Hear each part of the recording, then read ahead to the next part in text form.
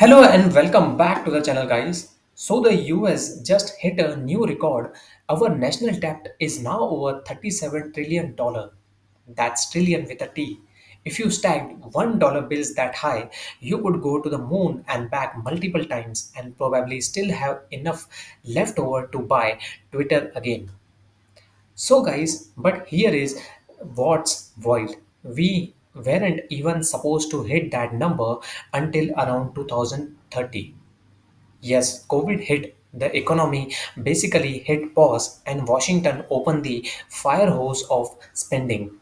Under both Trump and Biden, trillions were borrowed to keep the economy from completely collapsing. That is stimulus checks, business loans, unemployment boost. It all added up to this massive amount $37 trillion.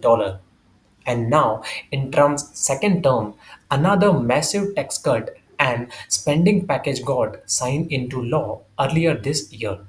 So, according to the Congressional Budget Office, that alone will tack on another $4.1 trillion over the next decade. It's like being in debt, looking at your credit card bill and saying, you know what, let's book that vacation too. So, guys, what is the main issue? Now, when people hear $37 trillion, they imagine we owe it all to some shadowy foreign country.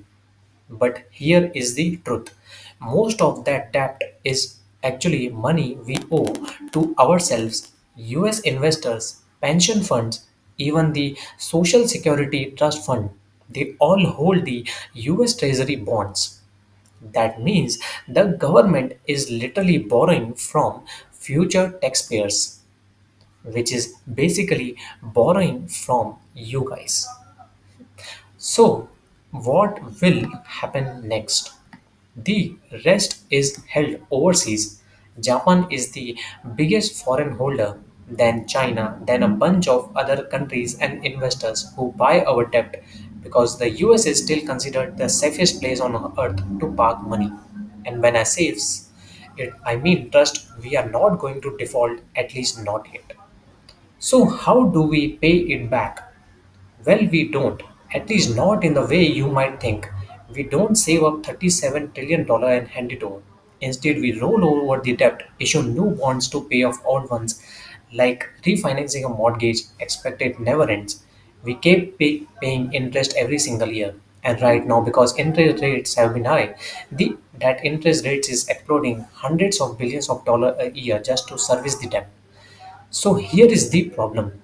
The more we owe, the more we spend on interest, the less money we have for anything else.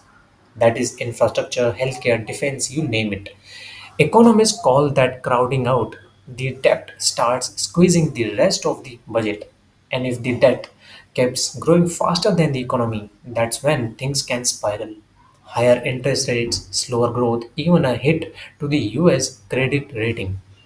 To put it in perspective, we were at $34 trillion in January 2024, 35 by July, 36 by November, and 37 in August 2025. That's adding $1 trillion about every 5 months. At this pace, we could be staring down at $40 trillion just over a year. Now, will the US suddenly collapse because of this? Probably not tomorrow. We will still have the advantage of US dollar being the world's reserve currency that gives more breathing room than other countries. But there is a limit, and every trillion we pile on is like adding another heavy brick to the backpack we are already carrying uphill. The real question is, at what point do lawmakers actually stop arguing about who to blame and start doing something before that backpack crushes us? So, guys, if you like this breakdown, kindly give it a thumbs up and subscribe to this channel for such amazing deep dives and current affairs. And thank you so much for watching, and I will see you guys in the next video.